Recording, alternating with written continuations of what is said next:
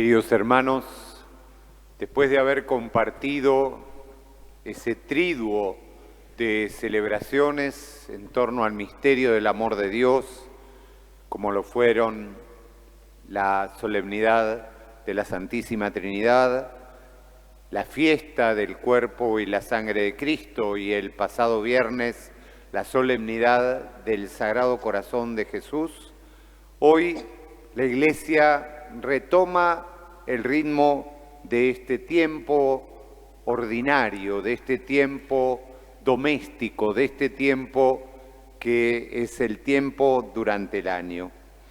Y lo hace a través de esta palabra que providencialmente nos vuelve a hablar de una congregación, de una llamada.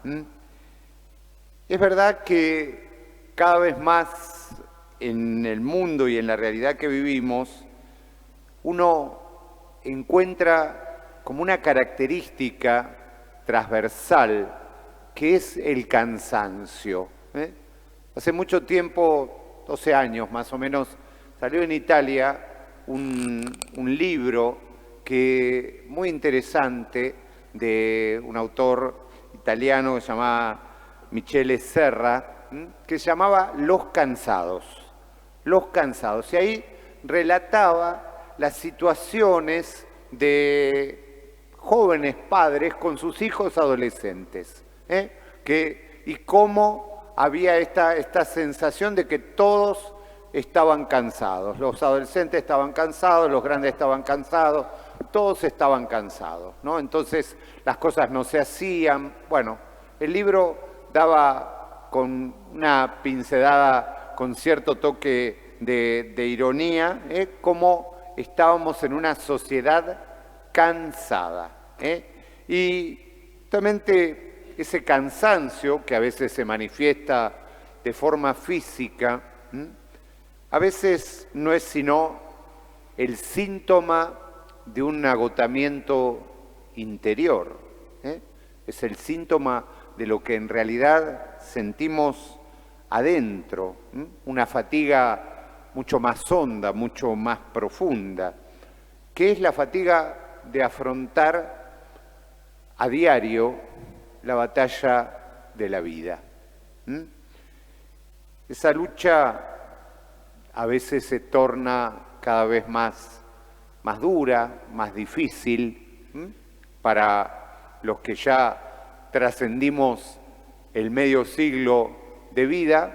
Ciertamente estamos en un mundo que no tiene nada que ver con el mundo que nos vio nacer, con el mundo en el que crecimos, con un montón de realidades.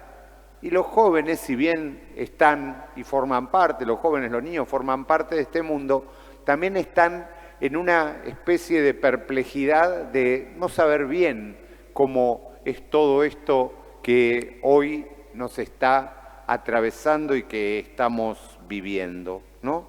Y sobre todo que esa lucha uno siente que la tiene que dar solo. Eso también es algo que nos pasa.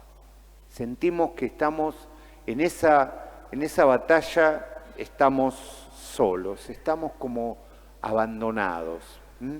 Y entonces a veces nuestro deseo, aunque sea inconsciente, es ser vistos, de que alguien nos mire, de que alguien nos cuide.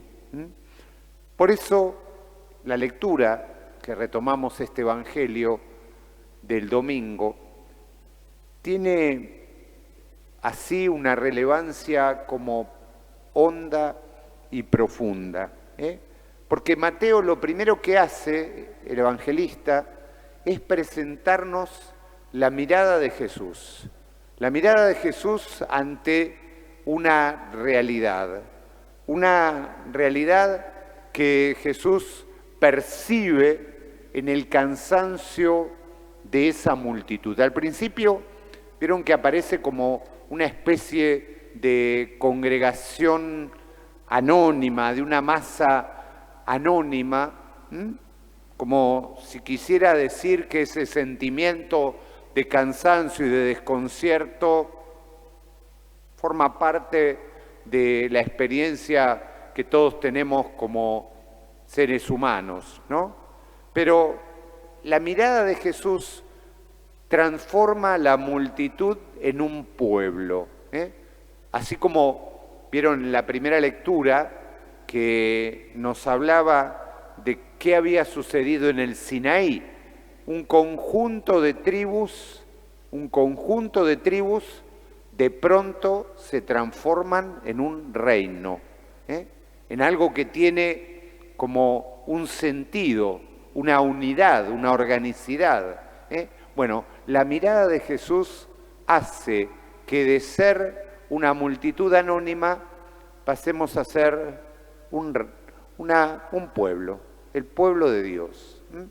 De hecho, hoy cada uno de nosotros vino desde su lugar, desde su casa, desde tal vez algunos desde su trabajo, y nos congregamos y en esta mirada que Dios tiene para nosotros somos su pueblo, somos una comunidad.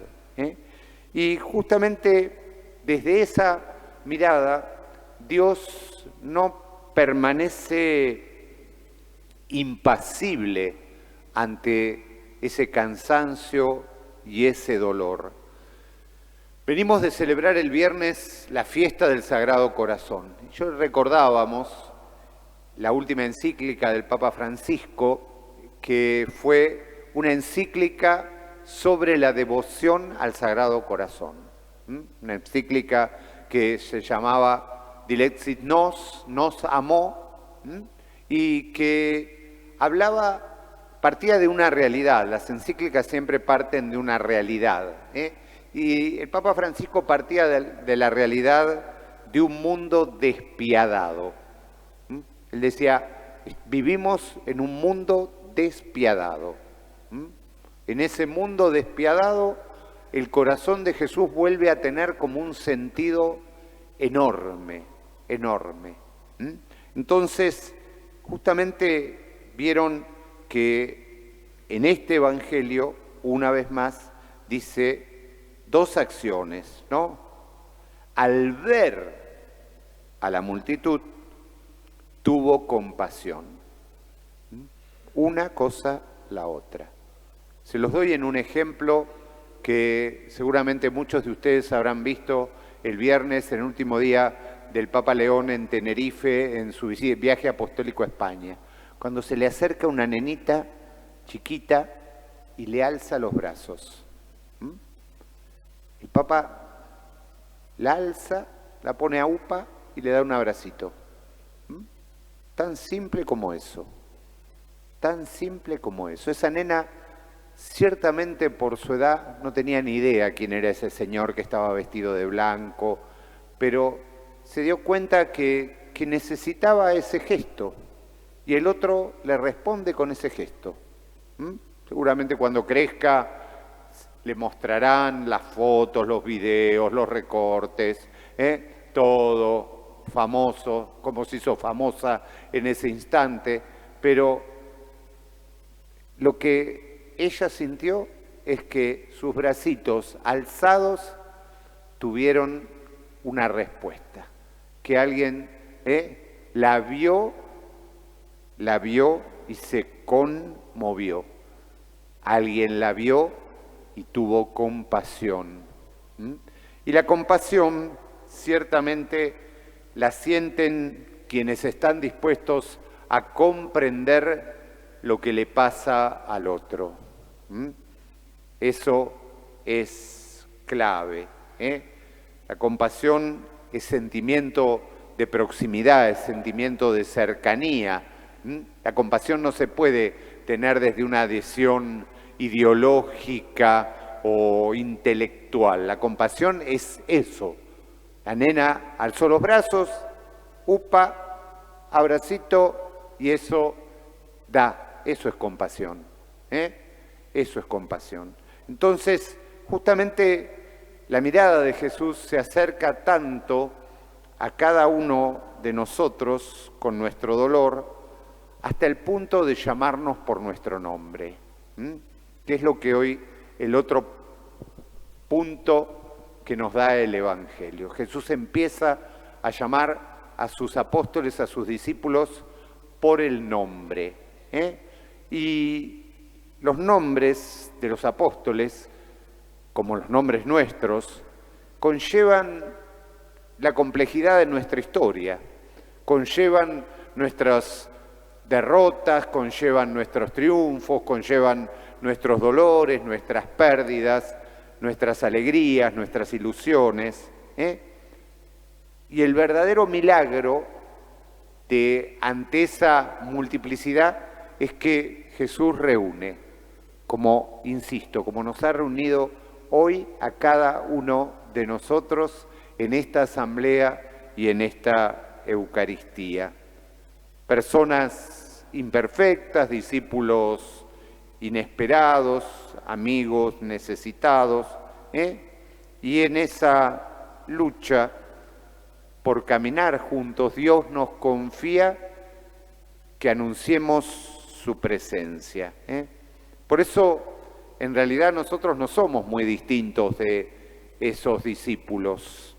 Somos imperfectos, inadecuados, heridos, estamos cansados. A veces es como que le perdemos muchas veces como el sentido a las cosas. Y no solo estamos llamados porque Dios nos ha visto, porque Dios se ha compadecido, tuvo compasión de nosotros, sino que porque Dios nos envía. ¿Y a qué nos envía Dios? Nos envía algo que Él mismo hizo, algo que Él mismo hizo. Eso también es un ejemplo, es un detalle de parte de Dios. Dios nunca nos pide cosas que Él no haya experimentado desde la vida humana. Entonces, lo primero que nos llama es a anunciar que Dios está cerca, que Dios está cerca, está próximo. Y eso no se dice con palabras, se dice con gestualidad. Volvamos al gesto del Papa León. Un abrazo, hacer upa. Eso es que el reino de Dios está cerca. Una llamada, una sonrisa, un preguntar cómo estás, cómo va todo. Eso es anunciar que el reino de Dios está cerca. Entonces, desde ahí Jesús nos empieza también a decir que podemos resucitar a los muertos, ¿no? Porque muchas veces nos encontramos con personas que se han rendido, con personas que han bajado los brazos, con personas para quienes ya la vida no tiene sentido, o como me pasó a mí hace unas horas, ¿no? Esta mañana fui a darle la unción y la comunión a un señor internado en la Clínica de la Trinidad, un señor que conozco hace muchos años, un hombre creyente, que hace un mes perdió a su esposa, 91 años, ¿no? Y cuando le estoy dando la unción me dice: Padre, yo me estoy debatiendo entre si me tengo que ir al cielo o si todavía me tengo que quedar un ratito. Entonces dice, porque extraño mucho a Alicia, su esposa, dice, y no sé si acá tiene sentido que esté. Entonces dije, bueno, lo importante de este día es tal vez eso, ¿no?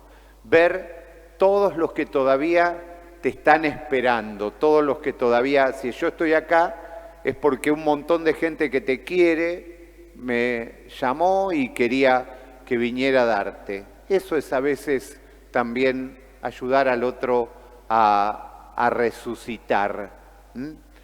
Y también Jesús invita y nos invita, dice, a purificar a los leprosos.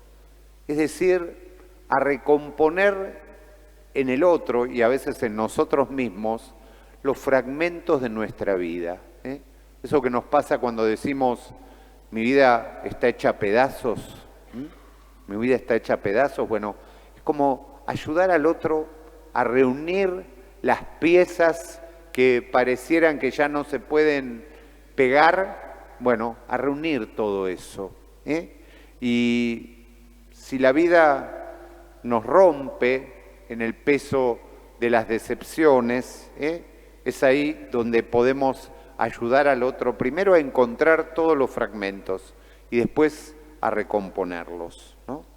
Y también lo último que invita a Jesús a aquellos discípulos y a nosotros es expulsar los demonios. Quizá hay una figura que es muy interesante. Los demonios muchas veces en nuestra vida se transforman en pensamientos negativos, en obsesiones. ¿Vieron cuando a uno se le coloniza la cabeza con una idea y no puede parar de pensar y no puede parar de pensar y es una idea de que todo va a estar mal, de que todo va a estar mal, de que no sirve nada? Bueno, eso cuando se nos viene a la cabeza, eso es un demonio. Y justamente exorcizar esos demonios tiene que ver con todo lo otro, tiene que ver con sanar, tiene que ver con el abrazo, tiene que ver con la compasión, tiene que ver con la justicia, tiene que ver con todo eso. Entonces, justamente desde ahí, esos pensamientos que nos quieren robar el futuro y hacernos sentir inseguros, tienen que encontrar en nosotros el anuncio de algo distinto. Y esta misión, con esto termino, en última instancia, no es sino devolver lo que hemos recibido gratuitamente. Es una misión que no es una especie de deber o un precio, sino es como un acto de retribución. Es como devolverle a la vida y a Dios en el otro aquello que también la vida y Dios nos ha dado de manera absolutamente gratuita. Entonces, pidámosle al Señor que nos invita a vivir hoy en este amor, en esta compasión, que nos llama, que nos hace pueblo, que nos llama por el nombre, que reconoce nuestra historia, que nos envía, que sea Él quien esté siempre junto a nosotros sin soltarnos de la mano.